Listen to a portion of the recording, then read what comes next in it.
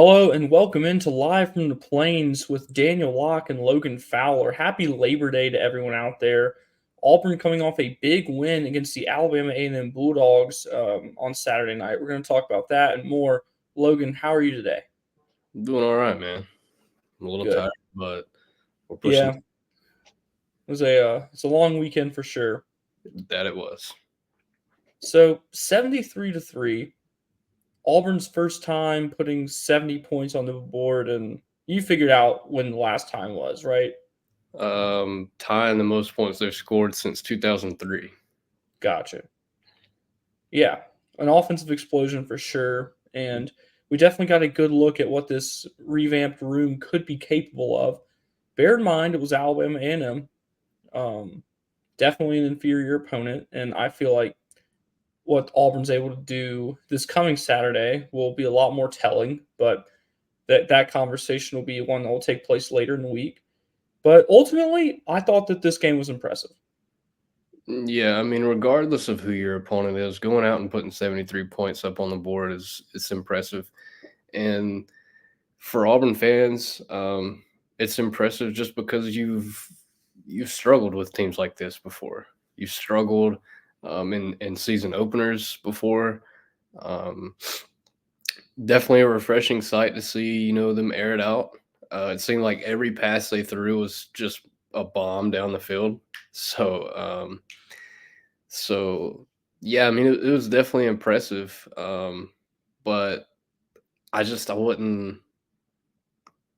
wouldn't think that's going to continue on throughout the season. So I don't know. We'll have to see kind of how that offense shakes out as the competition ramps up a little bit. Yeah, I would agree. And the wide receiver room, it you get a touchdown, you get a touchdown, you get a touchdown, and that was good to see. It was good to see just how versatile this room was after the last few years. Your options there have been quite limited. Right. Malcolm Simmons, a true freshman, led the Tigers in receiving yards with 91. He also had a touchdown off 3 catches. Perry Thompson, 82 yards and 1 touchdown off of 2 catches. That number is pretty inflated considering he had that 70-yard touchdown catch, but still, that was really impressive. Keandre Lambert Smith, 80 yards and 2 touchdowns off of 3 catches, but again, there's a 67-yard bomb in there, so that really inflates that number. But still, no one in the room got more than 3 catches, and that was Simmons. So Thorne had the ability to spread the ball around like he hasn't had since his freshman year at Michigan State. Yeah, I mean, when you have a plethora of options like that outside at receiver, um, can definitely help out knowing that you don't have to force it to one single guy throughout the year. Um, I think I kind of saw a tweet this sometime this weekend about how Jay Fair hasn't even cracked the rotation at USC. Yet he was Auburn's number one wide receiver last year. Yep. Um, Same thing kind of goes for like Tavares Dawson, which he never got much playing time here at Auburn, but didn't see a reception with Colorado. Um, your guys that you depended on, that Thorne depended on all last season, aren't cracking the rotation anywhere else. So that kind of just goes to show how much this room has improved and kind of what Thorne was dealing with last year, trying to get the ball out wide to his guys. Right. One thing that kind of surprised me about this game was how little Auburn ran the ball. Only 18 carries, 4 of them belonged to Peyton Thorne, and Jarquez Hunter led the room in rushing with 53 yards off of 4 carries and 1 touchdown, including that 34-yard touchdown run to open up the game on Auburn's first offensive possession. And I didn't really expect Jarquez Hunter to have a big week because there's not really a need to waste his legs in a game such as this one, especially when you've got a significantly tougher opponent coming up, and then the week after that or 2 weeks after that you start SEC play. But still, I thought that they would get the running backs more involved. Jeremiah Cobb had 26 yards off 3 carries. Justin Jones had a 24-yard carry. Sean Jackson 13 yards off 3 carries. and Damari Alston having 12 yards off 3 carries and a touchdown. So, do you think it's safe to say that we will see the running backs get more involved against Cal? Absolutely, 100%. Um, I'm not 100. I don't know what the motive was really behind not throwing him out there, letting him run the ball. I do think that Freeze might have been trying to kind of put a message out there. We heard from Freeze today about how Cal they're kind of the same defense as last year, um, and they came out and they stacked the box and said, "Hey, uh, you're gonna have to throw the ball to beat us." Um, and Auburn couldn't do that last year. Well, Freeze has put on film that if you come out and stack the box on us, we're gonna burn you over the top every single time. Um, you can't come in here and just commit to the run on us um, and expect to win this game. So I think that kind of was a little bit of the message. Maybe Freeze trying to put out and show that they can get it done through the air. But ultimately, yes, you will see Jarquez, Damari, Jeremiah Cobb get more touches against Cal for sure. And kind of what was impressive when they did run the ball, that offensive line was, which I understand the inferior opponent, but they were getting some really good push, especially up in the middle with Jeremiah Wright and Connor Lew. So Yeah. I think that's something to look forward to as well as they move on. So, kind of sticking with the theme of offense to kick off the show here, Peyton Thorne against Alabama A&M. If on the last show I talked about my lofty expectations for him week 1, I said that I wanted him to at least have a 75% completion percentage. Um, I think I said 300 yards or Yeah, it was something crazy. Yeah. 250, yes, something like that. And 250 yards and 3 touchdowns is what I wanted to see. He got 322 yards and 4 touchdowns, but he went 13 of 21 throwing the ball, which puts his percentage right at about 65, 66%, somewhere in Yeah. there. So So, he didn't quite hit that mark, but he wasn't that far off. well, the thing with the completion percentage right there with was it 13 for 21? Yeah. I'm coming up with 3 off the top of my head that between Fairweather and the drop ball with Keandre Lambert Smith that um, that should have been called. I mean, that's 3 right there. I think I saw PFF put out a fixed completion percentage, and it had Thorne at 71%. So, but despite all that, very impressive night from Peyton Thorne. Definitely his best night in an orange and blue uniform, no question about that. I told you during the game, and I tweeted out, he threw for more yards in the first quarter with 158 yards than he did in 9 games last season as Auburn's starting quarterback. Yeah. So, like I said, regardless of the opponent, that's impressive. Sure. Um, it's impressive, and I think you kind of hope to see that continue on. Obviously, um, with the improvement that he's shown. Um, so all in all, very good outing from Thorne for sure, and you're definitely gonna want to see that continue on as competition wraps up. Agreed. And sticking on the quarterbacks here, Hank Brown, he only threw 5 passes, but on those 5 attempts, he was able to get 3 completions, 96 yards, and 2 touchdowns, including that long one to, was it Malcolm Simmons? Or Uh, Sam Jackson called that one. yeah, that was Sam Jackson over there in the end zone, and then I'm pretty sure he threw the one to Malcolm Simmons. That Malcolm Simmons kind of caught and turned upfield and just burnt the defender too. Um, so yeah, I mean Hank Brown looked good out there, looked kind of comfortable throwing the ball. Obviously Freeze has mentioned that there's still a lot of things that he's got to work on, like schematic wise, protection wise. But yeah, he looked good out there too.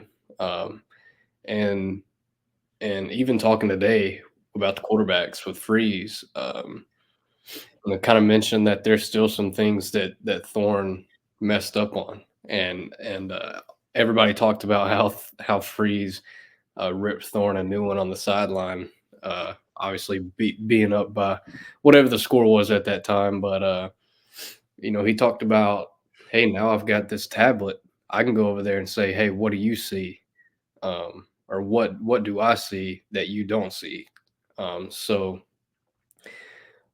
Thorne's obviously still got some things that he needs to improve on from Freeze's perspective, but all in all three quarterbacks, even Gardner, who got a couple of looks there at the end, I mean, they all looked all right, but we'll have to see. We'll have to see if that continues on for sure. Yeah. And moving to the other side of the football, I was surprised that Auburn didn't force a single turnover. I was confident that this room would be able to produce an interception or a fumble or something, but neither of those things happened. They did have 11 tackles for loss, though, and 3 sacks. So they did force some loss of yards for sure. But I was kind of surprised that the secondary wasn't able to step up in that area. Yeah, I mean, you had the JC Hart, where it just kind of went right through his hands into the A&M receiver's hands there. So that should have been a pick. I think you would expect that to be an interception moving forward. Um, and there was one more kind of 50-50 play on whether the A&M receiver actually had full possession of the ball. That could have gone as a fumble, but yeah, I mean, I think Durkin's going to want to improve that turnover number throughout the season, but I don't think you can complain a whole lot with how that defense played in this game. You can't. No, they were flying around. They played with a lot of intensity, and they were getting after it. Not even just the starters, the 2 and 3 guys too. They were flying around. They were. And then moving over to special teams, this was an area that I liked what I saw from Auburn a lot. Starting in the return game, Keontae Scott looked electric like he did last year, and he will definitely be able to kind of flip field position for Auburn, like Hugh Freeze was saying today. He's confident in Scott's ability to do that, and they really need him back there. Yeah, I mean, you kind of nailed it. He's electric with the ball in his hands. Who is other than Keontae Scott? Like who is the best returner that Auburn has had since? I'm going back to 2013. I'm thinking Chris Davis was an electric punt returner, and I think Keontae Scott is right up there with him. I'm not thinking of any other guy in my head. Noah Benogany in 2019 got the job done, He was good. You're right, and Christian Tutt did well on punts. but were they better than Keontae Scott? I wouldn't say better, but I don't think Igbenogany was that much worse. Keontae Scott, man, he's crazy back there with the ball in his hands. For sure. Igbenogany did a really good job with kickoff returns too. Mm-hmm. You remember that? But yeah, no. Also, Towns Magoo coming in and Yes, nailing every PAT. I'm not even sure. Did he kick a field goal? he did. He had a 32-yarder in the first half. That's right. Yeah. So I mean, that's impressive. The walk-on freshman coming in there. Didn't see Oscar Chapman, but once, right? Right, 46 So yards. not a whole lot of comments there on him, but overall, I mean, it was good. Good performance from the special teams. Didn't allow any crazy kickoff returns. Excuse me, sorry. So yeah, I mean, I think you can grade them out pretty well. So, what are your kind of final takeaways from this Alabama A&M game before we move into what Hugh Freeze said today? Yeah, I mean, offense was impressive. Wideouts um, were definitely improved. Thorne improved. Defense flew around, made a lot of tackles. The defensive line, the rotation, the depth that they have in that room is going to benefit Auburn in the long run for sure. I mean that's a deep room. I actually talked with Jalen McLeod after the game the other day, just kind of talking about how um, you know on third down you got Jalen McLeod, Kieron Crawford, Keldrick Falk kicks inside. I mean that's a pretty good pass rushing group right there, and he just kinda talked about the versatility that they show along that defensive line, how you can't just focus on him. You know, you've got 3 or 4 other guys that you've gotta hone in on, so, um and he also talked about how the depth in that room just really allows guys to come out and play 100% because they're so fresh. So, anywho, say all that to say that the defensive line was very impressive. And one thing that I do think needs to be a little improved upon is the secondary a little bit kind of sloppy sometimes in that game.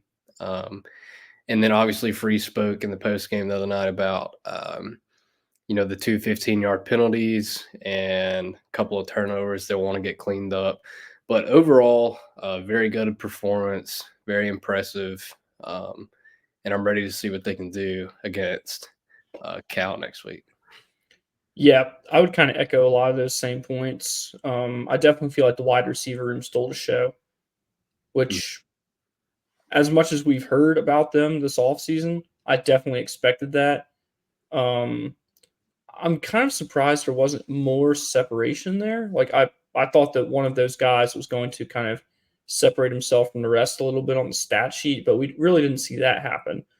But yeah, I don't think that Auburn could have hoped for a better outcome against Alabama A&M. And like Peyton Thorne said, it's definitely something to build on going into Cal. Yeah. So kind of moving into what Hugh Freeze said today, he talked a lot about the Cal defense. He was really high on them. He said the unit's very similar to last year. Shouted out Justin Wilcox, who's Cal's defensive coordinator, saying that he's one of the best in the country, and he has been for a while. And this team will be well coached. Yeah. Yeah. Freeze said, I mean, it's not a mystery. They're going to come out and an even front, maybe some bear looks. Um, So he knows what they're gonna do. He knows Justin Wilcox, obviously, like you said, gave him a lot of credit.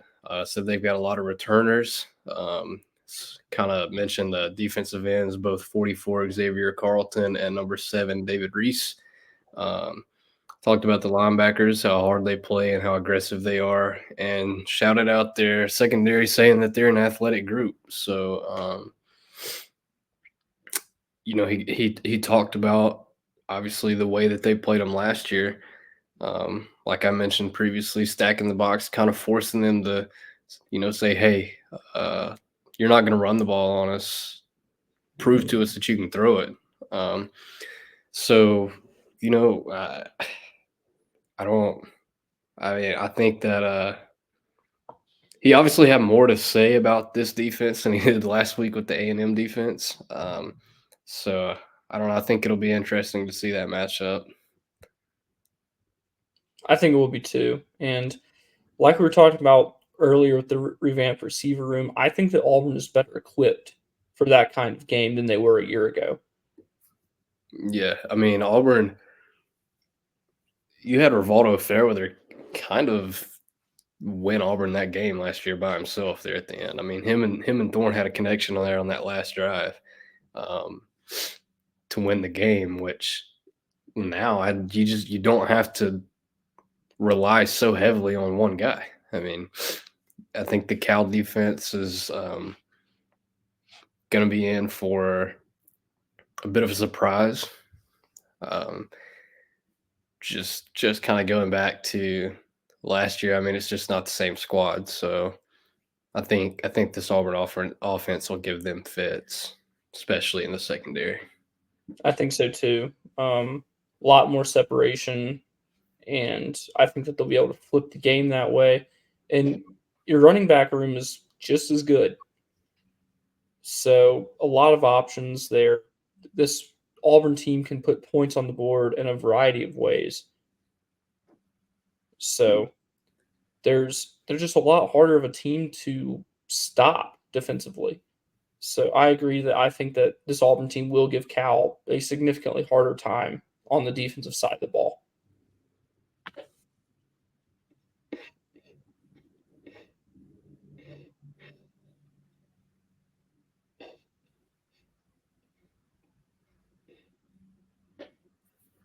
probably need to cut this out. This is We like the will. 20-minute mark. Yeah.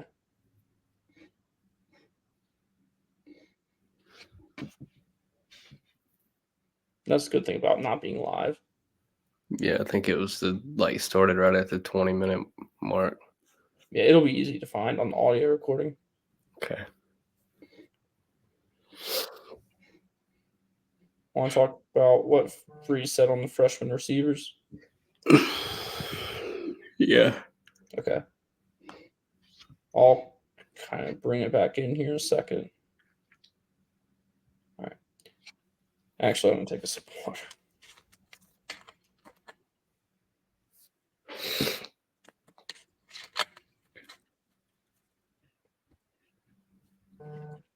And another thing is this wide receiver room. We've talked about it already extensively here today, but Hugh Freeze was really pleased with his freshmen. He said that they played really good, a few short routes, but no one really missed any assignments or ran the wrong route. But he said that obviously they're young and they have work to do, which is fair. No true freshman is going to come in and be completely polished right away. Yeah, I mean, you hit the nail on the coffin with that one. I think he was overall very, very pleased with how those guys performed. And the other day, he kind of mentioned how he wishes, how every game could be like that for him. So definitely going to be some times of trouble for those guys in the near future. So it'd be interesting to see how they respond um, to a little bit of adversity. Agreed. And it'll come in this league. Yep. Everyone looks great when you win 73-3, but if this team were to drop a game like Arkansas that they're supposed to win, like how's this team going to respond the next week against Oklahoma? And that's how I really want to see. I really want to see those freshmen face that situation. Um, I feel like that would be a good. It'd be a very good way to tell what this unit really is. I feel like Yeah. Hugh Freeze also addressed that Auburn struggled last year offensively against Cal, and he kind of talked about what they are going to try to do to, play differently in order to avoid that.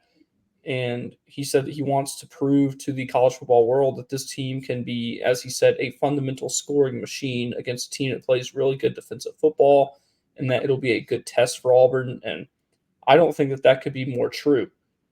This Cal team is good defensively, and Auburn will have a lot to prove because no matter what you do last week, people will say that, oh, it's just Alabama A&M. Like, do that against a real opponent, then come talk to me. Well, this is a chance for Auburn to do just that. Right. And he also kind of spoke about how, he's got multiple ways to score on offense. Someone asked him about how that kind of affects his future game planning. Um, so, I mean, yeah, he just kind of reiterated what we just kind of talked about, how there's just so many different ways um, to score with this offense. So, you just talked about him being a fundamentally sound scoring machine. Um, well, having plenty of options like that will, help you achieve that goal of being what you want to be. So, Sure. So Hugh Freeze talked about the offensive line and that he was kind of pleased with the way they played and that they kept Thorne safe, basically in the pocket there, and that the rotations went well between Tyler Johnson and Percy Lewis. That he really liked Percy Lewis's snaps. So, kind of, what did you see there? yeah, he talked about, the performance. He said, yeah, like you just said, Percy Lewis was, his snaps were really good. He said Tyler Johnson had a couple of MAs there, but that's expected. He's a redshirt freshman playing in his first game. So, overall, I thought that offensive line played really well. PFF graded them out with a 94.1 pass blocking grade. They didn't allow a single quarterback pressure throughout the game. So, overall, I thought that offensive line played very well. I would agree with that. And kind of sticking with the trenches here, the defensive line did good too. 3 sacks, 11 tackles for loss. I know that's more of a defensive stat as a whole as opposed to a defensive line stat. But Freeze talked about being pleased with this room. Not really the level of pass rush that he wanted, which kind of makes sense. But he also said that the plan was to rotate guys there, and they did that. And they played fast. They were able to get pressure. Alabama A&M was just getting rid of the ball quickly. Yeah. Shout out to Malik Blockton. He had a very nice game in his first game as an Auburn Tiger. He did. Same with Amaris Williams. He played like 34 snaps at the defensive end position, which was the most snaps, even more than Keldrick Falk. So that guy's going to be a terror coming off the edge. Agreed. So, yeah, I mean, it's a lot of rotation, a lot of guys getting some action there. And I think that you'll continue to see that pass rush improve as we go on throughout the season. And this unit has the potential to be such a weapon for Auburn this season because, like we were saying, 3 sacks, 11 tackles for loss. Those are good numbers against anyone. I know it was just Alabama A&M, but if that group can do that again against Cal and again against New Mexico and then again against Arkansas and so on, and if those 2 young guys, like you said, Amaris Williams and Malik Blockton, who each played north of 30 snaps in their first college game as true freshmen, fresh out of high school, that is very impressive. And even if it is against an inferior opponent, that's a high level of football to be able to competently play for that long. And they were able to handle that challenge.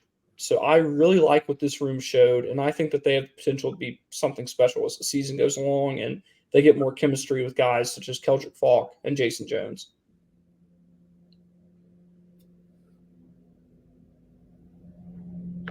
We'll just give it a second here and cut this out too because I've got like a. Can you hear that? No. I don't know how you don't hear that. All right. Well, again, at the like 27:30 mark. So. Gotcha. What else is there to talk about?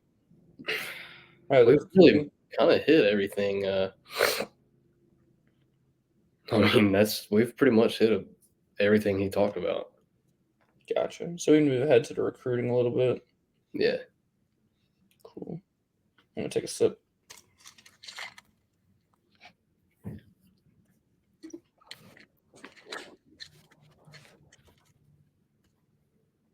All right. To kind of close out the show here, it was a good recruiting weekend for Auburn. A lot of guys in town. Didn't quite get the commitment of Deuce Knight this weekend like you want it to be if you're Hugh Freeze and company. But lots of news on the trail. Naeem Alford was in town. The linebacker who was formerly committed to Miami. Can you remember his name? It is escaping me. Elijah Melendez. Yes. He decommitted from Miami on Saturday morning. And then within hours, Christian Clemente had him crystal ball to Auburn, and so did Tom Loy of 247 Sports. Yeah. Tom Loy put in a couple more crystal ball picks with Naeem Alford and Usman Chroma, who was in town this weekend as well. So big time recruiting weekend. Didn't get the commitment of Deuce Knight, but I think you can expect Deuce Knight back on campus for this upcoming game. If not this weekend, I think you'll see him back within the next couple of weeks. Yeah, I mean, you had a lot of guys out. I saw a story that Clemente put out from 247 about Jared Smith talking about just how, he's got so many guys that he's talking to, and he expects, a number of commitments from the guys we just mentioned. So, yeah, I mean, I think you're in a good place right now for recruiting if you're Auburn. You're definitely on the right track, and you've got the momentum to finish with a top 5, maybe even a top 3 class if you get all these guys that you're pushing for. So I think that's about going to wrap us up today. Logan, why don't you tell everyone where they can find your work and support what you've got going on? Yep. Find my written work at 1819 News. You can also follow me on Twitter. Put a good bit of stuff out there at Logan F. Fowler. You can follow me on Twitter at Daniel J. Locke, and you can catch my written work on Auburn Tigers on SportsIllustrated.com. Got some cool stuff coming out later this week. Looking ahead to Cal. Just really looking forward to a big game like we've got this weekend. Yep. As always, thank you for listening. Please like and subscribe, all that fun stuff, and we will see you next time.